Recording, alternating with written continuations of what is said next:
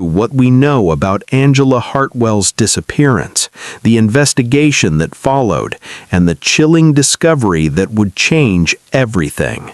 This is a story about a predator who hid in plain sight, a broken system, and a son who refused to let his mother be forgotten. Let's go back to the beginning. Angela Hartwell grew up in Lincoln, Nebraska. She was known for her kindness, her work ethic, and her devotion to her son. After her divorce in 2015, she moved to Cedar Falls, a quiet town about 2 hours northwest of Omaha. She took a job as a night shift nurse in the emergency department at Riverside County Hospital. The pay was better, the hours were tough, but she needed the stability. Tyler later described his mom as someone who always put others first. She'd work 12-hour shifts, come home exhausted, and still help him with homework. She loved true crime podcasts, ironically. And she was careful. She always locked her car, always texted Tyler when she left work, always called if she was running late. Before we continue with this story, if you're interested in cases like this one, please hit the like button and subscribe to our channel. It really helps us bring you more content that needs to be told. Now, let's get back to that fateful night. On February 14th, 2019, she didn't call. That night, Angela worked her usual shift in the ER. According to her co-workers, nothing seemed out of the ordinary.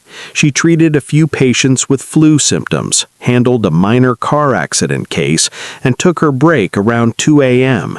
She was scheduled to clock out at 6:30 a.m. Security footage from the hospital shows her leaving through the staff exit at 6:42 a.m. She's wearing scrubs, a navy blue jacket, and carrying her purse over one shoulder. She walks across the parking lot toward her car, a silver Honda Accord parked near the far edge of the lot. And then she stops. The footage is grainy, it's dark, but you can see her turn around. Someone approaches her. They talk for a few seconds. Then Angela follows this person toward a different vehicle, a dark sedan parked 2 rows over. She gets in. The car drives away. At first, investigators thought maybe she knew the person. Maybe it was a friend, a co-worker offering her a ride because her car wouldn't start.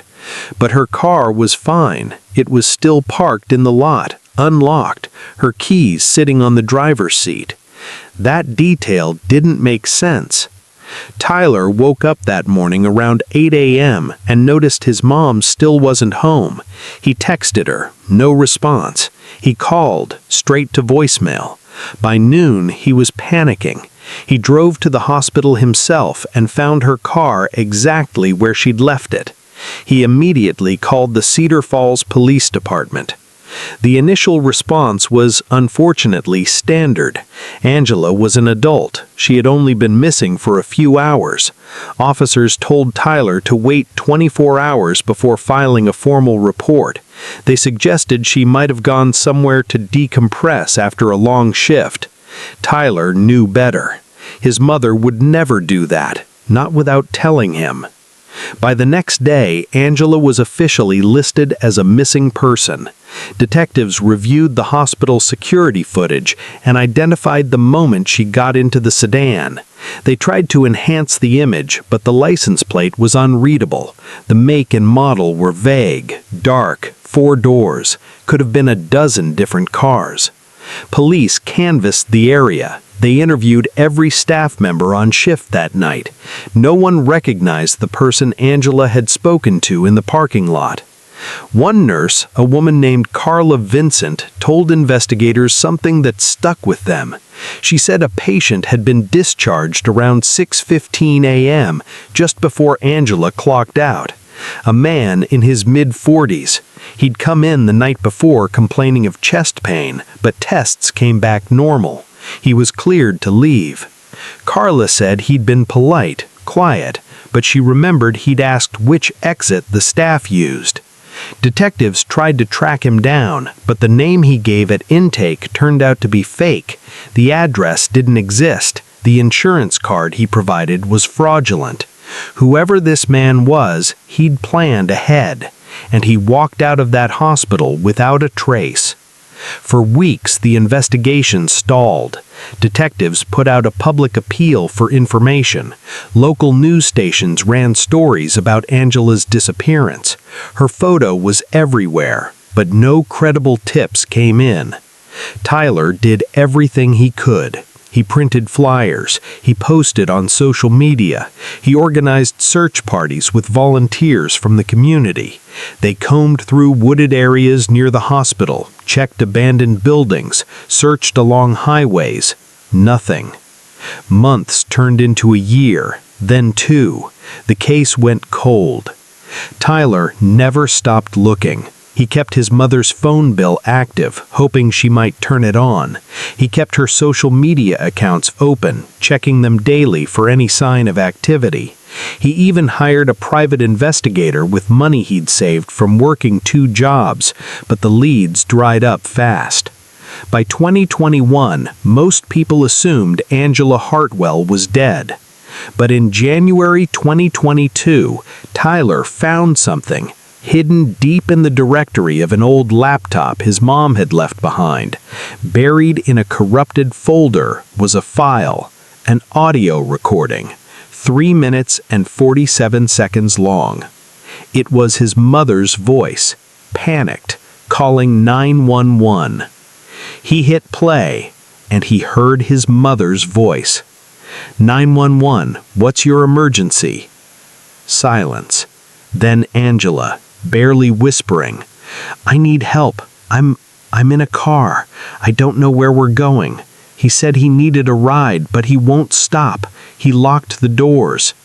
The operator asks for her location. Angela says she doesn't know. She can see a highway sign, Interstate 80 heading west. She's scared. She doesn't want the man to hear her talking.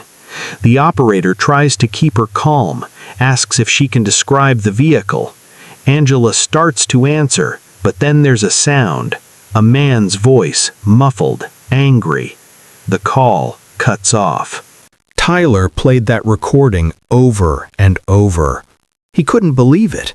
His mother had called 911. She'd tried to get help, and somehow no one ever responded. He immediately took the file to the Cedar Falls Police Department.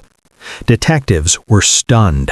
They pulled records from the county's 911 dispatch center for February 14, 2019. There was no log of Angela's call, nothing in the system, no timestamp, no operator note, no dispatch. It was as if the call never happened. But Tyler had proof. The recording was real. The metadata showed it was created at 6:51 a.m. on the morning Angela disappeared, just 9 minutes after she left the hospital. So what went wrong? The county's 911 system in 2019 was outdated. It relied on analog recording equipment and a patchwork of digital updates that didn't always sync properly. Calls were supposed to be automatically logged and routed to dispatchers, but the system had known glitches. Detectives brought in a forensic IT specialist to examine the server. What they found was disturbing. Angela's call had been received. It was recorded, but it was manually deleted from the dispatch queue before it could be routed to an officer. Someone with access to the system had erased it. Investigators immediately focused on employees who worked at the 911 call center. There were 12 dispatchers on rotation, plus 3 IT technicians who maintained the equipment. Background checks were run on all of them. Most came back clean, but one name stood out. Derek Pullman, 44 years old, an IT contractor who'd been hired in 2018 to help upgrade the county's emergency dispatch software. Pullman had access to everything: call logs, recordings, server backups. He could edit, delete, or reroute calls if he needed to. And according to his timesheet, he was working the overnight shift on February 14, 2019. Detectives pulled his employment records. Before working for the county, Pullman had bounced between short-term IT jobs in Nebraska, Wyoming, and South Dakota. No criminal record, but there were gaps, long stretches where he wasn't employed anywhere on paper. They interviewed him in March 2022. Pullman was calm, cooperative. He said he didn't remember anything unusual about that night. He said the system had issues all the time and sometimes calls got lost in the server. He denied ever manually deleting anything. But when detectives asked if he'd ever been to Riverside County Hospital, Pullman hesitated. He said no. That was a lie. Hospital visitor logs showed that a Derek Pullman had signed in on February 13, 2019, the night before Angela disappeared. He'd claimed to be visiting a relative in the ICU, but when detectives checked, there was no patient by that name. No one in the ICU that night matched any of Pullman's known family members. He'd been there, and he'd left just hours before Angela's shift ended. Detectives got a warrant to search Pullman's home, a small rental house on the outskirts of Cedar Falls. What they found was chilling. In his garage, they discovered a dark blue Nissan Altima, the same make and model that matched the grainy footage from the hospital parking lot. Forensic teams processed the vehicle. They found traces of Angela's DNA, a single hair fiber on the passenger seat, and fingerprints on the interior door handle. But there was something else. In Pullman's bedroom, detectives found a laptop. On it, they found files, dozens of files, screenshots of 911 calls, audio recordings, logs of dispatch activity, and a folder labeled with dates and locations. Inside that folder were notes, handwritten notes scanned into PDFs. They detailed the schedules of women who worked night shifts at hospitals, gas stations, and convenience stores across Nebraska and Wyoming. Angela Hartwell's name was on that list. Her shift schedule, her car model, her license plate number, even her home address. Pullman had been watching her. Detectives now had enough to arrest Derek Pullman on charges of kidnapping and evidence tampering, but they still didn't know where Angela was. Pullman refused to talk. He lawyered up immediately and wouldn't say a word. The investigation shifted focus. If Pullman had taken Angela somewhere, where would he go? Detectives analyzed cell tower data from Pullman's phone. On the morning of February 14, 2019, his phone pinged towers heading west on Interstate 80, exactly as Angela had said in her 911 call. The pings continued for hours, moving through Nebraska and into Wyoming.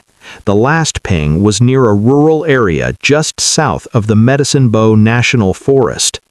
Investigators began searching that area. It was remote, hundreds of square miles of wilderness, scattered ranches, and abandoned hunting cabins. They brought in search dogs, aerial drones, and volunteers. For weeks, they found nothing. But then, in late April 2022, a local hunter called the Forest Service. He'd been scouting elk in a remote valley when he heard something strange, a rhythmic tapping sound, like someone knocking on glass. A ranger went to investigate. Deep in the woods, about 8 miles off the nearest dirt road, he found a small cabin. It was old, falling apart, with boarded-up windows and a rusted padlock on the door. The ranger approached. He called out. No response. But then he heard it, a faint tapping, coming from inside. He radioed for backup. Within the hour, sheriff's deputies and FBI agents arrived on scene. They cut the lock and pushed open the door.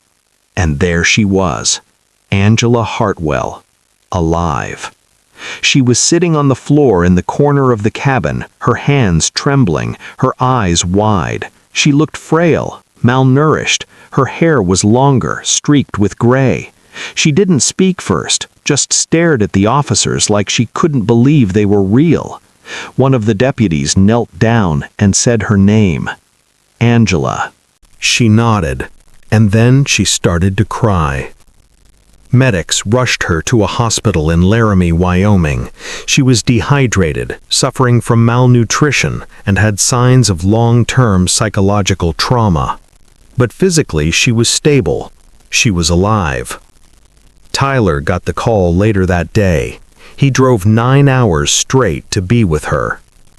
In the weeks that followed, Angela began to share what had happened. She told investigators that the man who took her, Derek Pullman, had approached her in the hospital parking lot pretending to need help. He said his car wouldn't start. She offered to give him a jump, but when she got close, he pulled a knife and forced her into his vehicle. He drove west for hours. She tried to call 911 when he stopped for gas, but he caught her. He took her phone, smashed it, and kept driving. Eventually, he brought her to the cabin. It was stocked with supplies, canned food, water, a generator. He told her no one would find her, that he'd made sure of it. For 3 years, she was held there. Pullman would visit every few weeks, bringing food and supplies. He never physically harmed her in the way many feared, but the psychological torment was constant. He told her the police had stopped looking, that her son thought she was dead, that no one cared.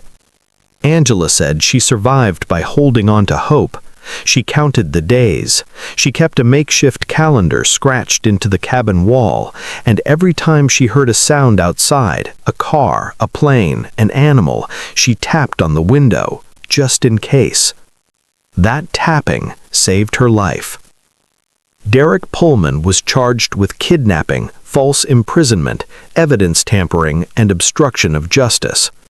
In October 2022, he pleaded guilty to avoid trial. He was sentenced to 40 years in federal prison without the possibility of parole. During sentencing, Angela stood in the courtroom and read a statement.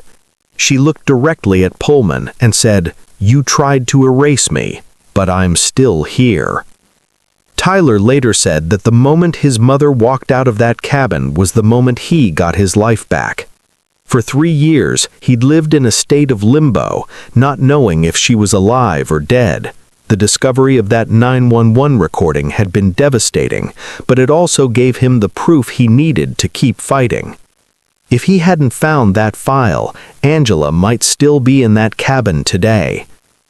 The case raised serious questions about the county's 911 system. How could a call for help simply disappear? How could someone with access to that system use it to cover up a crime? In response, Nebraska overhauled its emergency dispatch infrastructure. New protocols were put in place to prevent manual deletion of calls. Redundant recording systems were installed, and IT personnel with access to sensitive systems now undergo more rigorous background checks and oversight. But for Angela and Tyler, the focus wasn't on the system, it was on rebuilding. Angela spent months in therapy, working through the trauma of her captivity. She couldn't return to nursing. The hospital, the night shifts, the parking lot, it was all too much. Instead, she found work as a medical transcriptionist, a job she could do from home. Tyler stayed close. He took a semester off school to be with her. They moved to a different town, somewhere quieter, where they could start over. In interviews, Angela has said that the hardest part wasn't the physical captivity, it was the isolation, the not knowing if anyone was still looking, the fear that she'd been forgotten. But she wasn't forgotten. Her son never stopped searching, and in the end, that made all the difference. There are still unanswered questions. Investigators believe Derek Pullman may have targeted other women before Angela. The notes on his laptop suggested a pattern, but without cooperation from Pullman and without additional victims coming forward, those cases remain open. Angela's case also revealed a vulnerability in emergency systems that most of us take for granted. We assume that when we call 911, help will come. But what happens when the system fails? Or worse, when someone inside the system uses it to harm? Today, Angela Hartwell lives quietly with her son. She rarely gives interviews. She doesn't use social media, but she's rebuilding her life, one day at a time. Tyler graduated college in 2023. He's studying computer science with a focus on cybersecurity. He says he wants to make sure that what happened to his mother never happens to anyone else. As for the cabin, it's still there, deep in the Wyoming wilderness. The Forest Service has since demolished it, but the location remains marked in case it's ever needed for further investigation. This case is a reminder that sometimes the most dangerous predators are the ones who understand the system, the ones who know how to exploit the gaps. Derek Pullman wasn't just a kidnapper, he was someone who worked inside the very infrastructure designed to protect people, and he used that access to make a woman disappear. But he underestimated two things. He underestimated a mother's will to survive, and he underestimated a son who refused to give up. Angela Hartwell's 911 call was silenced for 3 years, but in the end, her voice was heard, and she came home. If this story affected you, please consider hitting the like button and subscribing to our channel. It helps us continue creating content like this, and turn on notifications so you never miss an episode. Thank you for watching.